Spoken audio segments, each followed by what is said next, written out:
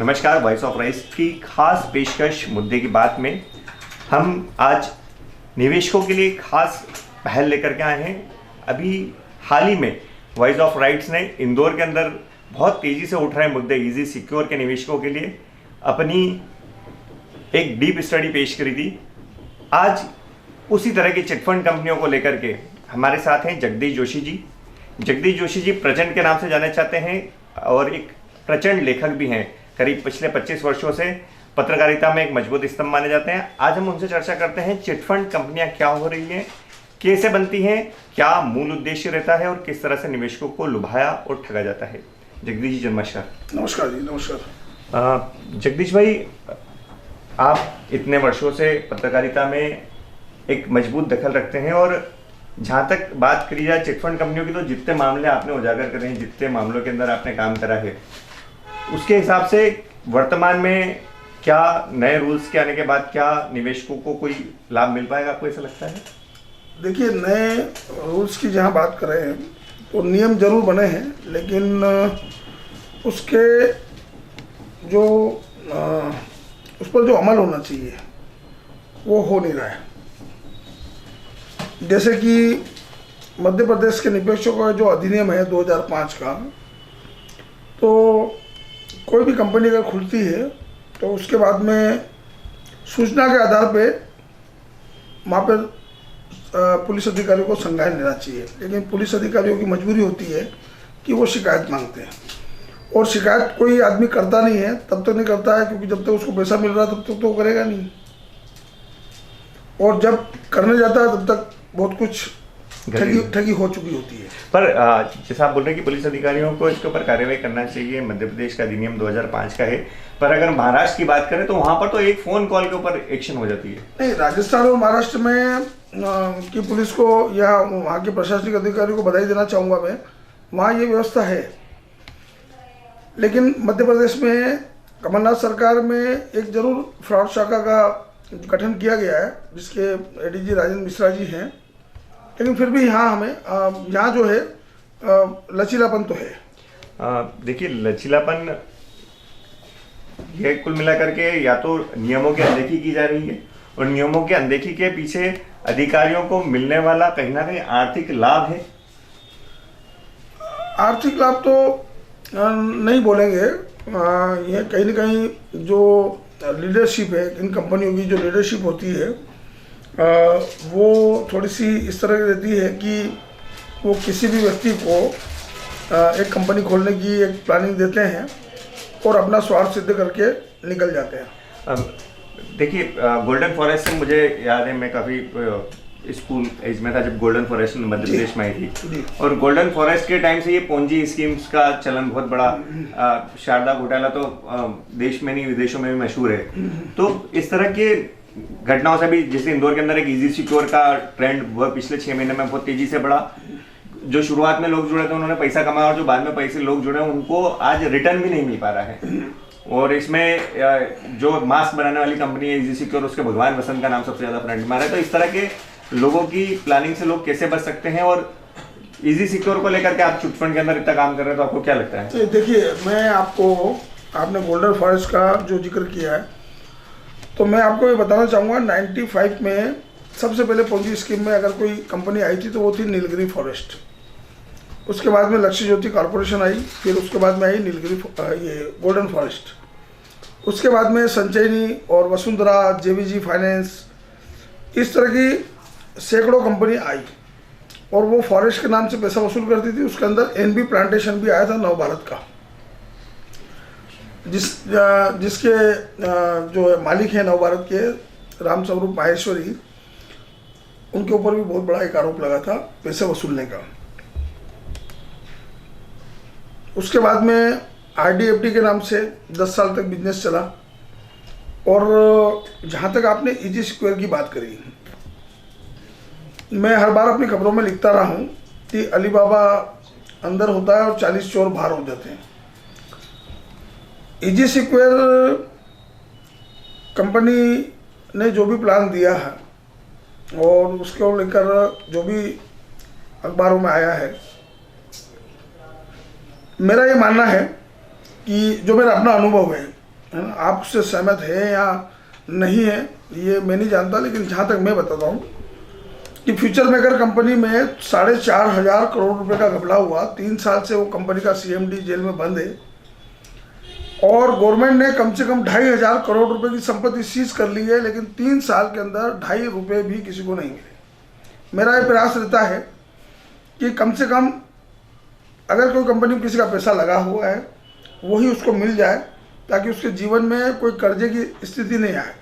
कर्जे से मैं एक बात बीच में बोलना चाहता हूँ। देखिए, इस तरह की जो कंपनी होती है, मैं आपको बताऊँ कि फ्यूचर मेकर की तो अपन बात छोड़ा, अगर इजी सिक्योर की बात करें, चूंकि इंदौर के हैं हमें, और इंदौर का ये केस है जो सबसे ज़्यादा भी परिलक्षित हो रहा है। करीब इसमें 20,000-30,000 से ज़्यादा निवेशक जुड़ चुके हैं। 3,000 रुपये के अगेंस्ट वो पिछले अगले 6 महीने के अंदर दावा करते हैं कि इंसान को 15,000 रुपये मिलेंगे, 50,000 रुपये लगाओगे तो 1.5 लाख 2 लाख मिलेंगे, 5 लाख लगाओगे तो 15 लाख मिलेंगे। तो ये दावों का बैकग्राउंड क्या, वो बात करते हैं कि हम इजी मार्ट खोलेंगे, उससे प्रॉफिट जनरेट होगा। तो एक इतना तो डी मार्ट के राधाकिशन दम्मानी जी भी नहीं कमा पा रहे जितना इजी सिक्योर ने कमाने की बात करी। नहीं, यहाँ मैं इस बात को और आगे बढ़ा रहा हूँ। अगर ये इनका इजी मार्ट का बैकग्राउंड नहीं था तो फिर ये कैसे जीत पाते? ये जो कमिटमेंट कर रहे थे, जो रेवेन्यूज की बात कर रहे थे, जो बेनिफिट्स की बात कर रहे थे, वो कैसे दे पाते? या आज नहीं तो कल ये कंपनी बंद होती, इसका मतलब? नहीं, ये देखिए, अभी एक व्यवस्था आई है बिटकॉइन की। जब 10 साल पहले बिटकॉइन था 8 लाख रुपए और आज हुआ 23 लाख रुपए, यानी कि 3 गुना बिटकॉइन हो गया। सुप्रीम कोर्ट ने भी उसको वैलिड किया है। अब इसको ये अगर थोड़ा सा प्रमुखता से अगर आप समझना चाहेंगे,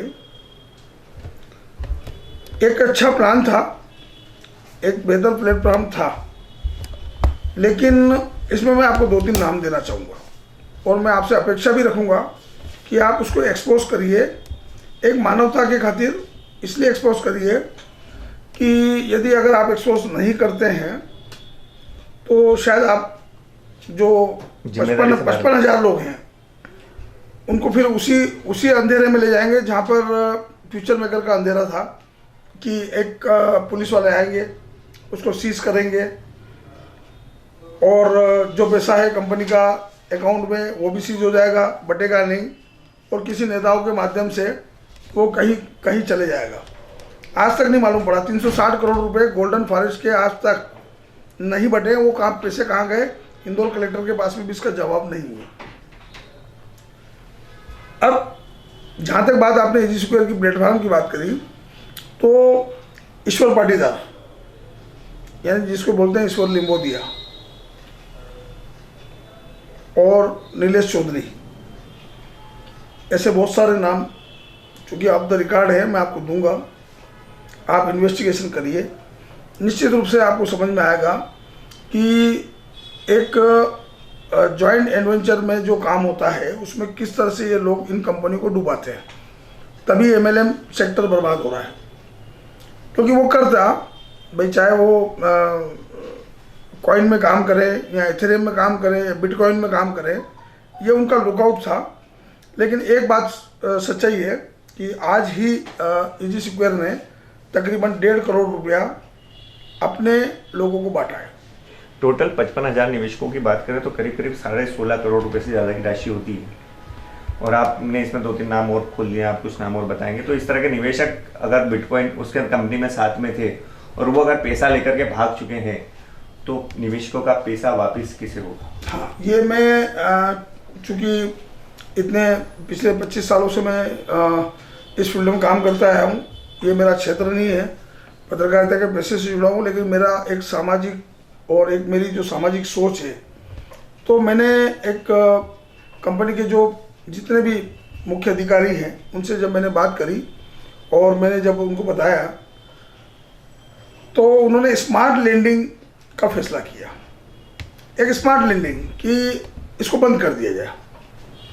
तो मैं उनके साथ में पिछले 3 दिन से बैठा हूँ। उन 12-13 करोड़ में से 9 करोड़ रुपए जा चुका है, और स्मार्ट लेंडिंग के तहत जो लोगों ने इन्वेस्टमेंट किया उन लोगों ने कहा कि हमने जितना दिया उतना हमें वापस दे दिया है। 4.25 करोड़ रुपए बांटने के बाद में कंपनी का जो मुख्य व्यक्ति है वो इस आरोप से बरी हो जाएगा। लेकिन आपसे अपेक्षा करता हूं कि जो लोग यहाँ से चोरी करके निकले हैं, मैं आपको 8-10 नाम दे रहा हूं और चूंकि मैं सार्वजनिक रूप से नहीं बोलूँगा, उनकी सतर्कता हो जाएगी। मैं आपको 8-9 नाम दे रहा हूं और अपेक्षा करता हूं कि आप उनके खिलाफ एक अभियान ऐसा चलाएंगे जिससे उनको ये मालूम पड़े कि लोगों को लूटना क्या होता है। आप तो खुद ही पत्रकार रहे हैं, आपने पंजी स्कीम्स और चिट फंड्स को लेकर के बहुत बड़े बड़े लेख लिखे हैं, बहुत बड़ी बड़ी कंपनियों में आपके लेखों के चलते कार्रवाई भी हुई है। तो इस तरह के जो लुटेरे हैं, जो आज आम आदमी, देखिए पिछले साल भर से कोविड चला, लोग बेरोजगार हो गए, लोगों के व्यापार धंधे खत्म हो गए। ऐसे टाइम पे इस तरह के सब्ज बाग दिखा करके लोगों को बड़े 5%, 10% के ब्याज पर लोग पैसा लेकर के 3-3 हज़ार, 5-5 हज़ार रुपये एक छोटी राशि दिखती है, और वह एक चाले में घुसते हैं, फिर दूसरा यानी दलदल में घुसते चले जाते हैं और आखिरी में उनकी मृत्यु निश्चित हो जाती है।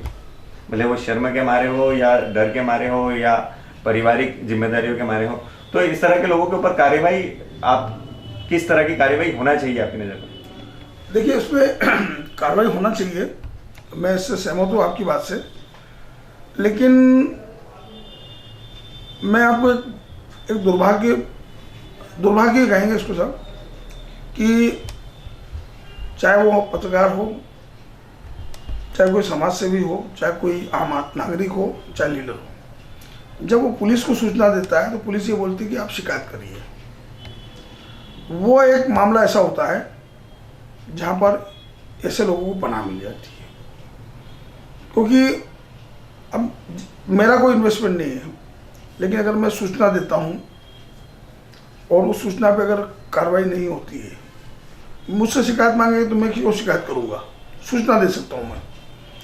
सूचना के बावजूद भी अगर कार्रवाई नहीं होती है तो ये कहीं ना कहीं पुलिस का फॉल्ट है, शासन प्रशासन का फॉल्ट है। और मैं आपके चैनल के माध्यम से, माननीय मुख्यमंत्री जी ने बहुत अच्छे काम किए हैं और मुख्यमंत्री जी की वजह से ही 60,000 करोड़ में से तकरीबन 20-22 हज़ार करोड़ रुपया लोगों में बटा है। लेकिन वो एक बहुत समय बाद, 4 से 5 साल बाद अब पैसा बंटने की बारी आई है। ये एक समय ऐसा होता है जब आदमी आर्थिक रूप से पूरा कमज़ोर हो जाता है, मर से।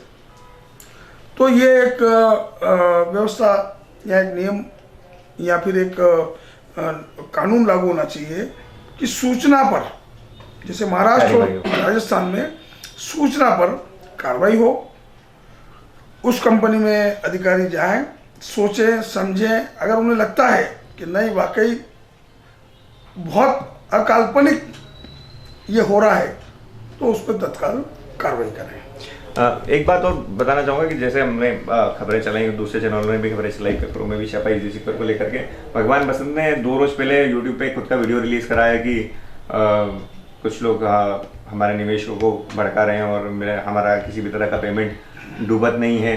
तो कितने निवेशकों को आपको लगता है कि ये पैसे वापस दे पाएंगे, और ऐसे निवेशक जो जिनके पैसे नहीं मिल पाएंगे, या ऐसे निवेशक जिन्होंने बहुत ऊंची ब्याज दरों पर पैसा लेकर के इनके पास आए होंगे, उनके नुकसान की भरपाई कैसे हो पाएगी? देखिए, इसमें जहाँ तक भगवान बसंत की बात आपने करी है, मेरा इन 26 सालों का जो अनुभव है उसके तहत मैंने निर्णय लिया था कि मैं भगवान बसंत से बात करूं। और उसमें जो उन्होंने बताया है कि किस तरह से ये पैसे का झोल हुआ है और जिनने झोल किया है, जैसा मैंने आपको पहले भी आपको मेरे उत्तर में बोला है कि उस झोल पे आपको ध्यान देना है।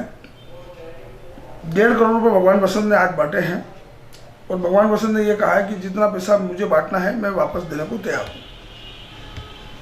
तो यहाँ पर एक जो है सोचने वाली बात आती है कि जो देने के लिए तैयार है उससे तो लेना चाहिए।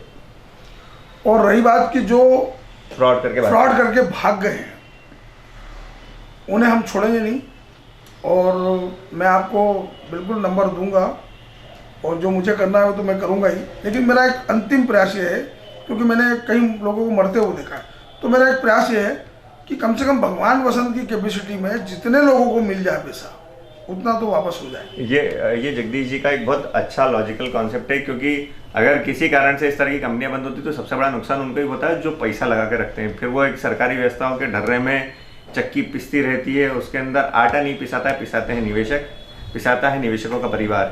तो ये बात जरूर है कि अगर कोई कंपनी का कोई करता धरता वाकई में अगर पैसे देना चाहता है, उससे जितने पैसे निवेशकों के निकल जाए उतने निकाले जाए, और बाकी जो नाम जगदीश जी बता रहे हैं, जो उस कंपनी के करता धरता थे, साझेदार थे, जो भाग चुके हैं यहाँ से, मुंह छिपा करके कहीं पैसे लेकर के विदेश जाने की तैयारी कर रहे होंगे, या कहीं गोवा जैसे किनारों के ऊपर आनंद ले रहे होंगे जीवन के, उनके ऊपर कठोर से कठोर कार्रवाई होना चाहिए। निवेशकों के लिए क्या संदेश देना चाहेंगे आप? निवेशकों के लिए कह रहा हूँ मैं कि किसी भी कंपनी में ज्वाइन करें,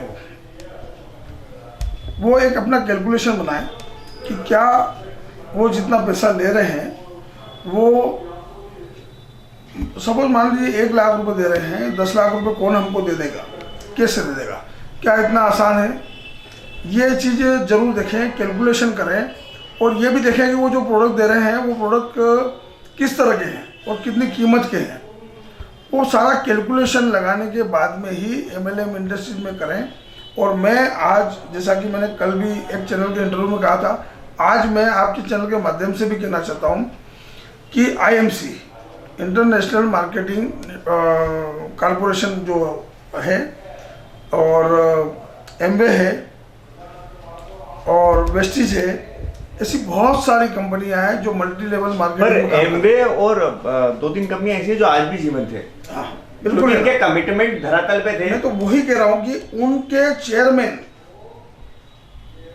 एक प्रयास किया था मैंने 2 साल पहले, तो मैं उनके चेयरमैनों से भी कहूँगा कि वो अपने अपने ओपिनियन दें, वो बताएं लोगों को कि किस कंपनी में जाना चाहिए, किस कंपनी में नहीं जाना चाहिए।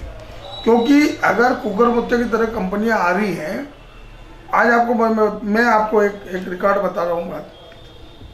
इस तरह जो कंपनी आती है, उन कंपनियों के कारण एमवे, वेस्टीज, IMC की सेल घट जाती है, क्योंकि लोगों को लगता है कि 2 लाख रुपए यहाँ दूंगा, 2 लाख वहाँ दे दूँ। तो कहीं ना कहीं उनकी भी जिम्मेदारी बनती है कि मल्टी लेवल मार्केटिंग कंपनी को, जैसे रामविलास पासवान जी हैं, उन्होंने, मेरी 2 बार मुलाकात हुई उनसे, उन्होंने बहुत अच्छे तरीके से इसको हैंडल किया। बेरोजगारी मिटा सकता है ये जो सेक्टर है, बेरोजगारी मिटा सकता है। तो उनकी जवाबदारी बनती है कि वो अपने फेसबुक पे, ट्विटर पे, या अपने जो भी सोशल मीडिया के प्लेटफॉर्म है, वहाँ लोगों को सचेत करें या अपने लोगों से सचेत करवाएं, क्योंकि कहीं ना कहीं इफेक्ट तो उनके धंधे पे भी पड़ता है। कुल मिलाकर के आपने बीच में एक बात करी थी कि स्मार्ट लैंडिंग हो रही है इस प्रोजेक्ट की, इजी सिक्योर की, तो कुल मिलाकर के इजी सिक्योर का जो ट्रेड को सेगमेंट था वो बंद होने जा रहा है, मान लें? देखिए, बंद, जहाँ तक बंद की बात है, बंद करना इसलिए ज़रूरी है कि इस समय 55,000 लोग हैं जिनका पैसा लगा हुआ है। 16.5 करोड़ रुपए बड़ी राशि है। हाँ, 55,000 लोग हैं। और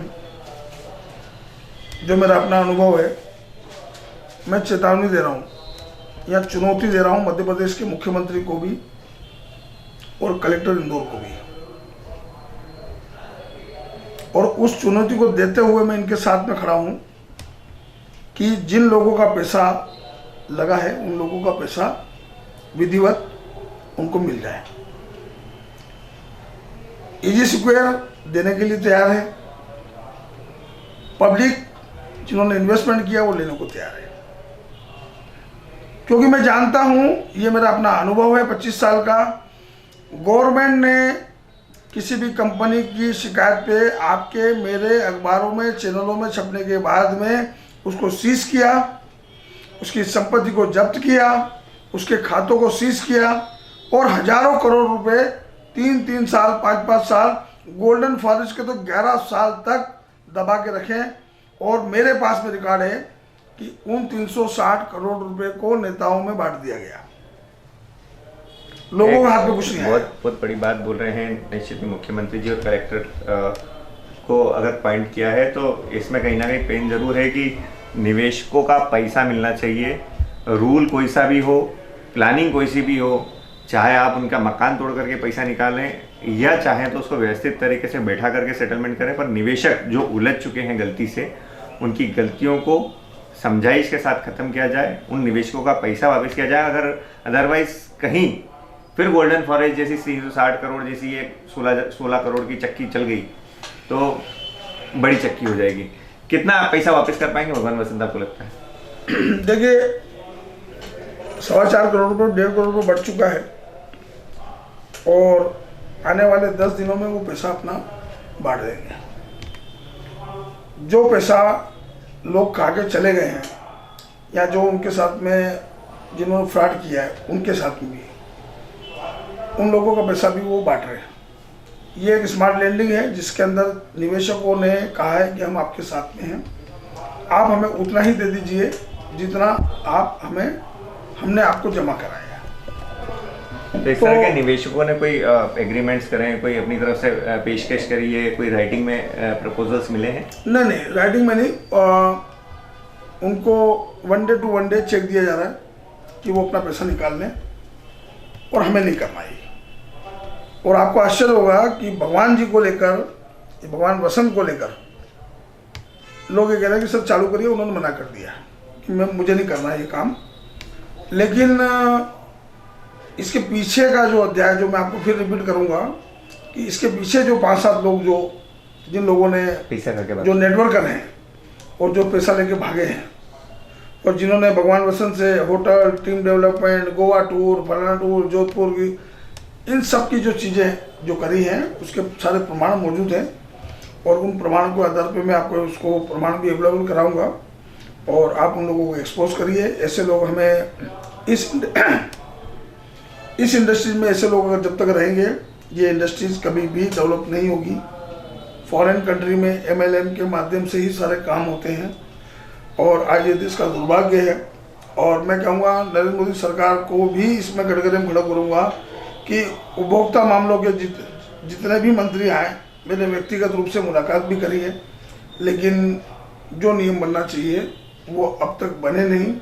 जैसा कि मैंने आपको पहले बताया कि ऑन द स्पॉट अगर कोई पुलिस अधिकारी चेक करता है, थाना क्षेत्र में चेक करता है, अगर वो मानता है कि नहीं सब ओके है तो शायद ऐसी नौबत भी नहीं आती। पर थाने के अधिकारी या जो भी जूनियर रैंक अधिकारी होते हैं जो इस तरह की विजिट्स पे जाते हैं, वो उन जो बड़ी कंपनियां रहती हैं उनके लिए इन अधिकारी कर्मचारियों को सेटल करना कोई बहुत बड़ी बात नहीं होती। नहीं देखिए इन 25 सालों में मैं कई बार स्पेशल टास्क फोर्स को मेरा अपना बयान दे चुका हूँ। जब तक ये नियम नहीं था STF वाले मुझे बुलाते थे, जोशी जी आपने ये छापा है, ये क्या है, ये क्या है, कार्रवाई हुई है। तो कहीं ना कहीं जब रिपोर्ट सबमिट होगी संबंधित थाना क्षेत्र की और अगर वरिष्ठ अधिकारी को लगता है कि मैं संतुष्ट नहीं हूँ इस बात से तो बड़ा अधिकारी भी वहाँ जाके चेक कर सकता है। कुल मिलाकर के निवेशकों को रहना पड़ेगा सचेत, तभी आपका जेब का पैसा जेब में रह पाएगा, वरना नाले में बह जाएगा। हमारे साथ जुड़े थे जगदीश जोशी जी, हम उनको बहुत बहुत धन्यवाद देते हैं और चिटफंड के कुछ और अनसुलझे पेचों को हम सुलझाएंगे चिटफंड के खास एक्सपर्ट जगदीश जोशी जी के साथ। धन्यवाद।